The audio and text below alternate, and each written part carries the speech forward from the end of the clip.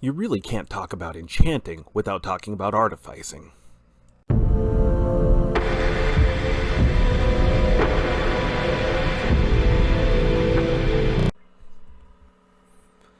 Hello everyone, and welcome back down here to the Gamer's Den with me, your host, Jordan, your master of lore and storyteller extraordinaire.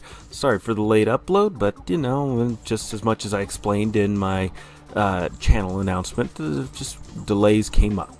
But today we are talking about 5th edition Shadowrun, and we're continuing to talk about enchanting, this time going over artificing. And to put it simply, artificing is all about tapping into latent magical energies and imbuing them into an inanimate object in order to create a permanent magical item that the caster, the creator, or whichever awakened spends the time and karma to bind the item to themselves can use to help enhance their abilities. And as I said, these are permanent items, but they're restricted in their use towards those who are able to activate them, towards those who are able to bind them. But before we go over the process of actually making these items, if you're new here to the channel, go on down there to hit the subscribe button and become a regular member here at the Gamer's Den.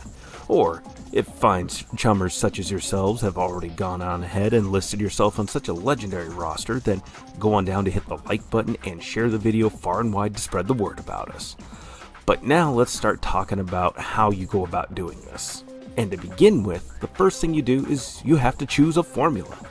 Focus formulae are too complex for memorization. They will need to be recorded in some fashion, usually dictated along the lines of your tradition. Remember, hermetic mages using logic and willpower will be more bookish, scientific in their orientation on this, whereas shamans, given that they use their charisma and willpower, they will be more going about this in a way of how to entreat, entice, and work with the spirits or magic necessary to create the items that they're wanting to. And then the other thing that you can do is you may purchase a formula or research it with an Arcana plus Magic, Astral Magic, and Force times Force per 1 day extended test. Force times Force being the amount of force you're putting into it multiplied by itself. That also comes out to the number of days. So if you're going for 3 force, you multiply it by 3 for 9, and it will take you 9 days to make such an item. And then the other way you can go about getting formulas for yourself to work with creating these different talismans, foci, is by translating formula from other traditions. And this takes another Arcana plus Magic and then Force for each day kind of test. So you're not multiplying the number of days, just the amount of force that is within that is specified in the formula translates to the number of days things are going to take. And then once you've done that, focus formula will specify the type of focus necessary: spell, spirit, power, weapons, etc. The force, the form that the item is going to take, so if it's an iron shod staff, vibro knife, silver necklace, etc., and what the tradition of the focus is. So if you're a hermetic mage trying to translate over a shaman made formula, then that's going to take a certain amount of time for you, but the focus will essentially tell you or inform you all that you need to know and what kind of work you're going to need to do to translate it over if that step is necessary. And then the next steps for you are to obtain the talisman and prepare the magic lodge. You will then obtain the object now called the talisman. The difficulty of this depends on the formula, and the more unprocessed or natural the object, or the more work you put into crafting it, the easier it is to enchant, meaning more processed, highly refined goods are more difficult to work with. And the only way to get around that is if you're the one doing the work. You're putting that time and energy into making that material into the desired shape that you want for the formula. And formula needing a knife is going to be as simple as going to Weapons World, whereas a drum made from 100-year-old cedar and Wendigo skin, however, that's going to take some time, some work, and effort on your part, and is a decent chunk of why these different kinds of foci, these focuses, can take so much time and cost so much money. And then, once you've done that, you'll need a magical lodge with the force equal to that of the formula force and of the same tradition as you. So if you're a hermetic mage, you can't go and make this inside a shaman's magic lodge.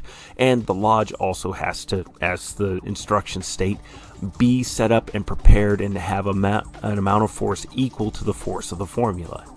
And now you will spend reagents. The amount required in drams is equal to the amount of karma the focus requires to be bonded at the force specified in the focus formula. So that's the force times force calculation from earlier, page 306 of the 5th edition Shadowrun rulebook.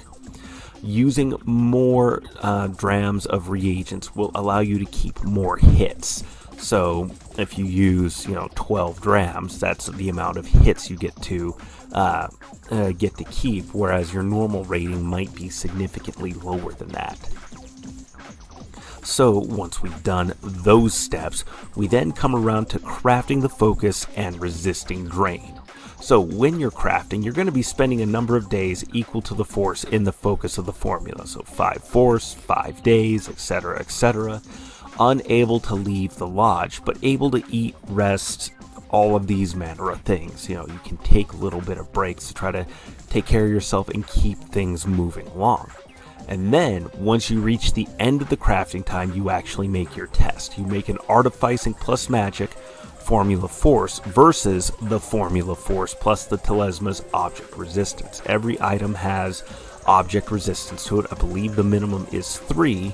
So whatever the force of the formula is, so if that's, we'll stick with our example of 6, plus the Telesma's object resistance of 3, you're looking at a dice pool of 9 rolling against your Artificing plus Magic. And now there are some things to keep in mind with this, however. First off is that you can't use edge for this test, so no rerolls, none of that. Your net hits on success count as the focus's force. If you glitch, you can't roll to resist drain, you automatically take that drain. And if you critically glitch, you lose 1 essence, which affects your ability to interact with people, your ability to do spell casting. Losing essence is majorly bad for you, especially as a spellcaster. And then the drain for this particular practice for artificing different foci is the force in the formula plus 2 for each hit rolled against you in the artificing test. So for that pool of 9 that we calculated out earlier, if you get 4 hits going against you, then you're looking at the amount of drain plus 8 on top of all of that. Now, if taking the drain causes you to fall unconscious, you completely lose the result. If you stay conscious, you can discard it anyways, but you still consume all of those materials and all of that time. So you have to start all over again, and that can be a significant investment because what's listed as the price cost for reagents, assuming you aren't going out and scavenging them up yourselves, reagents cost 20 new yen a piece, and that's just kind of the average. The more rare and exotic things, some storytellers are encouraged to go ahead and make those a bit more expensive just because of their rarity, the effort in gathering them. All of these things can play a factor. So, overall, that is artificing. That is the process of artificing, but the foci that you can create, they are permanent and they are repeatedly usable for awakened characters. It's just very difficult, I would estimate, to actually pull this off with any degree of success. And really, reading over these rules, I'm still not 100% sure I understand everything here. I mean, I get the general gist of the process, but really, this is something you kind of have to go over a couple of times, try it out in gameplay a little bit, and work with your GM or storyteller to make sure that you're doing this properly. And even then, I'd probably still go online to different forums and consult and try to get some more clear answers. But that's where I land on it. And overall, I would say that artificing is probably the better option to go with over alchemy if you're wanting to go and invest some time, karma, and to develop the points necessary to become a good artificer, to become a good enchanter. You're better off doing that than alchemy, just because the alchemy preparations, They're temporary, they degrade every hour, and as they degrade, they lose their potency, which affects the force, the magic, the effects of the magic overall. Alchemy's just not a great route. This is a little bit better, but not by a whole heck of a lot. Really, I would say I'm still of the opinion that going the whole enchanting route is probably something better off left towards NPCs. Let your local talismonger take care of these concerns, and you go and just buy these things from them. But what do you think? Go on down to the comments below and let me know your thoughts. Did you like today's video? Did you dislike it? Hit those like or dislike buttons and throw your comments down below so that I can read over them and engage you in discussion. And remember, if you're new here to the channel, then go on down there to hit the subscribe button and become a regular member here at the Gamers Den. But with all that said, I've been your host, Jordan, your master of lore and storyteller extraordinaire. Thank you all so very much for your time, and you all have yourselves a good night.